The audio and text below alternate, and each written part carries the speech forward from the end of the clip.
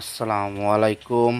কেমন আছেন আমার প্রাণপ্রিয় বন্ধুগণ? ভালো আছেন? আজকে আপনারা দেখাইতেছি ইলিশ মাছের রেসিপি। দেখেন,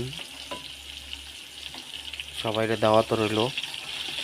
ইলিশ মাছ ফ্রাই করতেছি, সবাই আসবেন, এসে খাইবেন, কেমন লাগে দেখবেন। আর চাঁদপুরের ইলিশ সবাই অর্ডার করে খাইবেন।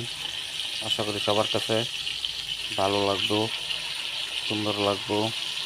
আর আমার চ্যানেলটা সাবস্ক্রাইব করবেন যাতে সবার কাছে পৌঁছায় দেওয়া যাও, আর নতুন নতুন যাতে রেসিপি করতে পারি। এই জন্য আসসালামু আলাইকুম।